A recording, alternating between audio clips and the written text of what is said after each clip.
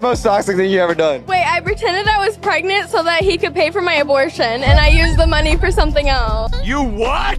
What did you use it on? I haven't used it yet. Wait, it was recently? Yeah. How long ago? Like a week ago. About a week ago. I have the money in my bank. No. Where's your dad? Where's your mom? Where is your family? Admitting a felony under zero pressure is crazy work. We gotta make sure he finds this video. Because in order to be able to think, you have to risk being offensive. I mean, look at the conversation we're having right now.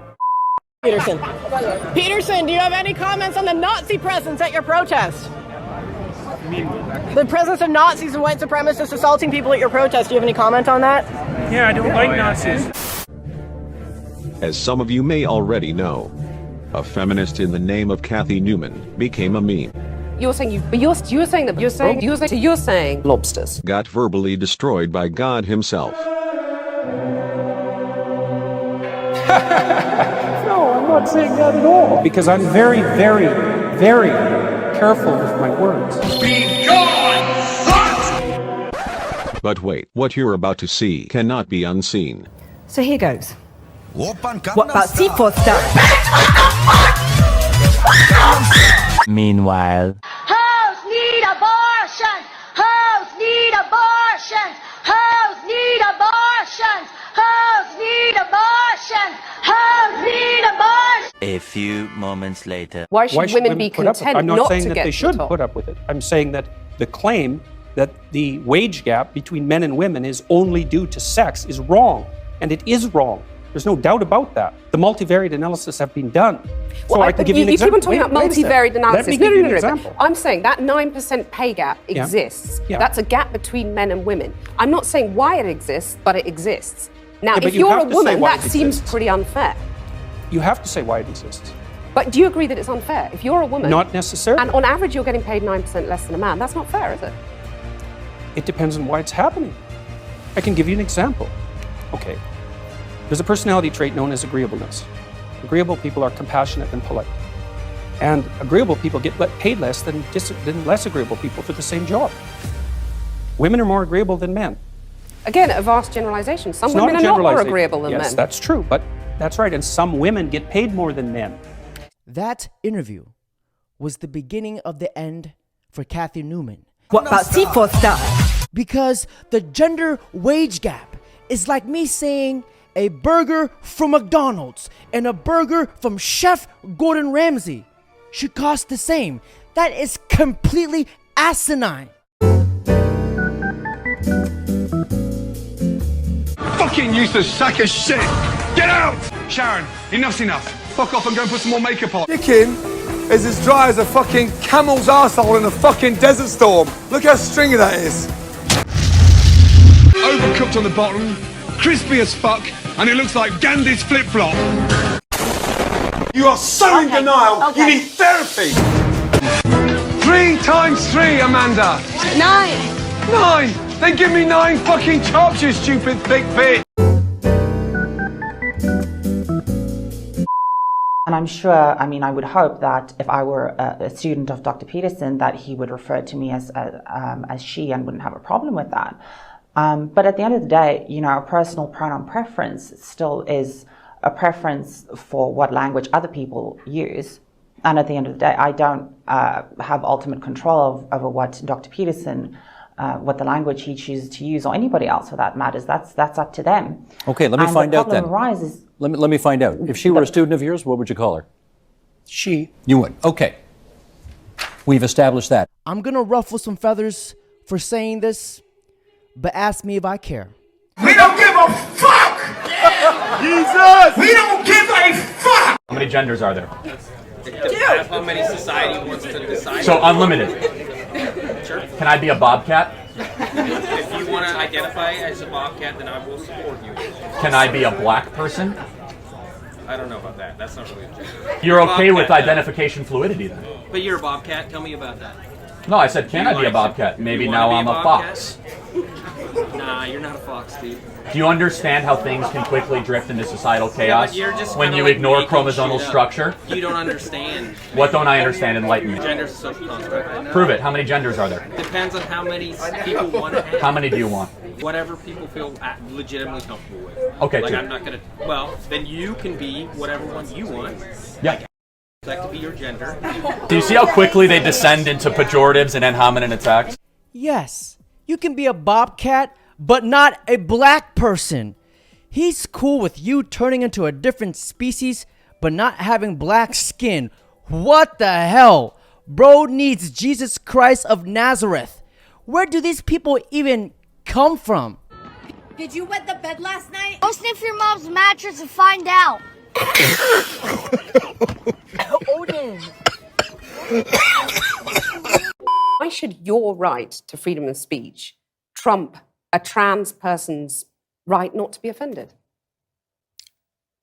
Because in order to be able to think, you have to risk being offensive. I mean, look at the conversation we're having right now. You know, like you're certainly willing to risk offending me in the pursuit of truth. Why should you have the right to do that? It's been rather uncomfortable. Well, I'm very glad I put you on the spot.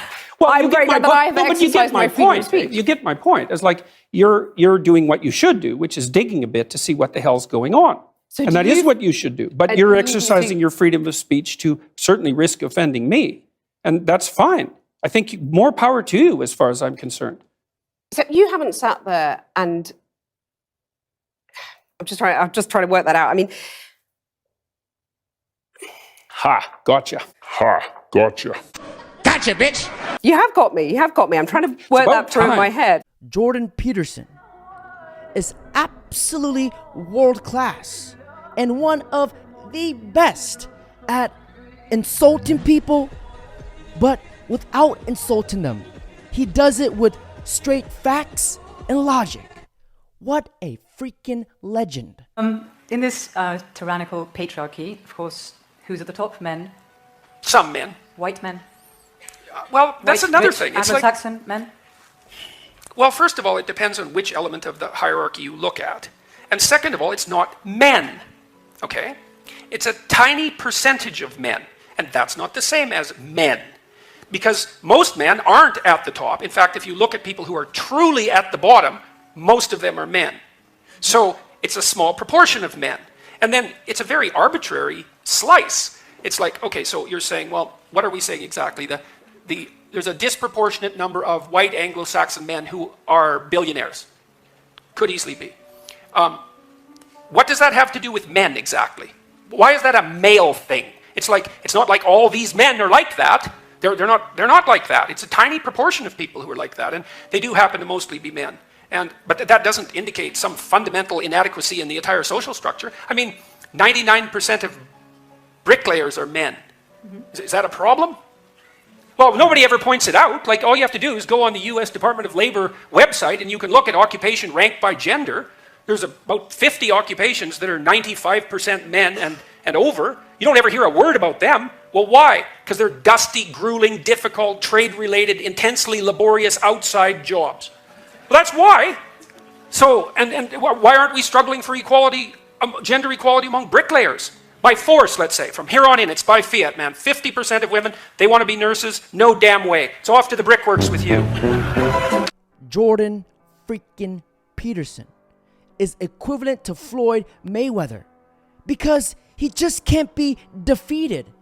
But I applaud this feminist for not cutting him off and letting him talk, which is very rare because seeing a feminist not rage and cut people off is like seeing a Bigfoot riding a unicorn. Who's mom? Who's mom? Who's mom? Who's mom? Who's mom? Get the rocks. Yeah. Abdul? Yeah, get the rocks. Get the rocks. I think it's probably one of the great American philosopher Beyonce Knowles said that it has been said that racism is so American that if you challenge racism, you look like you're challenging America. We are challenging inequality. We are challenging the refusal to see me as an individual. When we overcome that, have at it, we're all on equal plane. I think it's fine. I think it's good. The pot is getting stirred here. So I've got a couple of questions. So let's your side's folks. I'm going to go to Jordan, then to you, Let's Michelle. assume for a moment that I've benefited from my white privilege. Okay, so let's assume that. That's fine. Assumption. That's what you would say. So, so let's say here. Let's get precise about this. Okay. Was that very individual of you? Let's get precise about this. Okay. Let's get precise. To what degree is my present level of attainment or achievement a consequence of my white privilege? And I don't mean sort of. I mean, do you mean 5%? Do you mean 15%? Do you mean 25%? Do you mean 75%? And what do you propose I do about it? How about a tax? How about a tax that's like specialized for me so that I can account for my damn privilege, so that I can stop hearing about it? Now, let's get precise about one other thing, okay? We'll get precise about one other thing. Now, Precise? Yeah, precise, yes. And so, if we can agree, and we haven't, that the left can go too far, which it clearly can, then how would my worthy opponents precisely define when the left that they stand for has gone too far? You didn't like equity, equality of outcome. I think that's a great marker. But if you have a better suggestion and won't sidestep the question, so let's figure out how I can dispense with my white privilege, and so that you can tell me when the left has gone too far, since they clearly can. And that's what this debate is about political correctness. It's about the left going too far. And I think it's gone too far in many ways. And I'd like to figure out exactly how and when, so the reasonable left could make its ascendance again and we could quit all this nonsense. When you talk about, feminizing men, it almost sounds derogatory. It's almost as if you're saying that to be feminine or to express any sort of femininity is actually inferior to masculinity. And I think that is a huge problem even within the language that we use. When you say, don't be such a girl, don't be such a pussy, the greatest insults that men can give each other tend to have feminine or origins, like, as I said, pussy or faggot, or anything like that. And I think, again, that speaks to a very systematic inequality between the genders. And you attributed the rates of mental illness among men to their inability to express, say, sentimental emotions. Well, and I don't think there's a shred of clinical evidence to support that stance. Sorry. No. Well, I don't think there's a shred of evidence to support that stance. The kind of violence, for example, that Lawrence is discussing is a consequence of competitive violence among young men as they move I think there forward. is some evidence that men find it difficult to talk about things, and that and they also ways find it in which hard you can to help reach young out. men to talk about things. And that's the evidence for the differential rates of mental health suffering? I also don't think when you're talking about things being so innate, Judith Butler would have said that, gender is a construct, that gender is a performance. Well, Judith Butler doesn't know what she's talking about in the least, so I don't accept that. That's interesting, but she's no scientist. She doesn't know the psychological literature. Jordan Peterson gets gangbanged and gets jumped by the whole panel while constantly being interrupted, while he answers all of their questions, and on top of that, he dismantles all of them. See, one of the things that I really admire about JP is his ability to talk controversial topics, yet very difficult ideas. But he makes it so easy and simple to understand. The man is a fucking genius. Hi, Jordan. My question is, what is the antidote towards toxic masculinity? What precisely, since we're going to pursue this, what precisely is toxic masculinity, as opposed to, say, toxic femininity or toxic humanity? What exactly are you asking me about? I really want to know what you like, how you would describe toxic masculinity. No, I want you to define what toxic masculinity constitutes. Since we're going to define things so carefully, let's do it. Okay. I think that the moment when you kind of, I have a hard time to kind of describe it in English. Let's say, that you kind of go over a boundary that kind of... Dr. Peterson dismantled this woman so hard that she forgot how to speak English. Describe it in English? She went in speaking the English language, and she left speaking gibberish. Let's say, gosh, I have a hard time to kind of... The antidote to what people so-called toxic masculinity is to get rid of the brainwashed people. Why do you think it is that so much of what you say is so very popular with the alt-right? It isn't. And you don't have any evidence for that at all. Any more than the evidence that alt-right people watch this show. Neo-Nite website, Savior of Western Civilization. Oh, well, that was all taken apart today by a number of Jewish publications, by the way, showing that, first of all, that was all satirical commentary on the part of the alt-right, directed at taking me down, for example. And there was an alt-right article yesterday published saying that I was a Jewish stooge and shill. So this is absolute nonsense, and I don't appeal primarily to the alt-right. There's no evidence for that at all. It's the proclivity I never said primarily, Jordan. What I'm interested in is why you think that you get the reaction that you do from the alt-right. Looking at the Kathy Newman documentary, what reaction? Interview. There's 10 million people watched that and commented on it. I'm talking about what I saw, and I'm curious to know what your reaction was to the glee with which the alt-right seized upon that interview. I don't accept. Should we deal with the death threats? I mean, she had, I think, a dozen. I don't accept the concept that it was the alt-right that was doing this. There were 10 million people who commented on that video, and about 95% of them commented negatively on Kathy Newman's behavior. You think there's 10 million alt-right trolls watching that? Jordan Peterson has to be and is one of the most brilliant minds for the past few generations. Every time I listen to Jordan Peterson, he makes me feel like a dumbass, which is impossible because I am Asian and I'm an absolute genius and I have never made a mathematical error in my life. But watching him, it just shows his true genius, that this man is absolutely transcendent.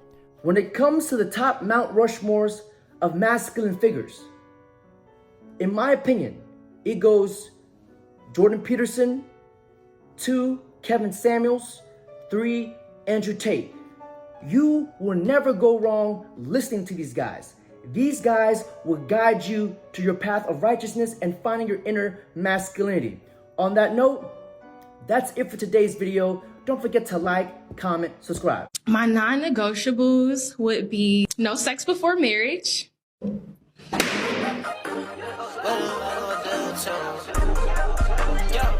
I'm 34. 34? Okay, what do you do? I am a risk taker. I'm a road runner. I'm an entrepreneur. I'm 34. I'm also a stripper. Now, what is...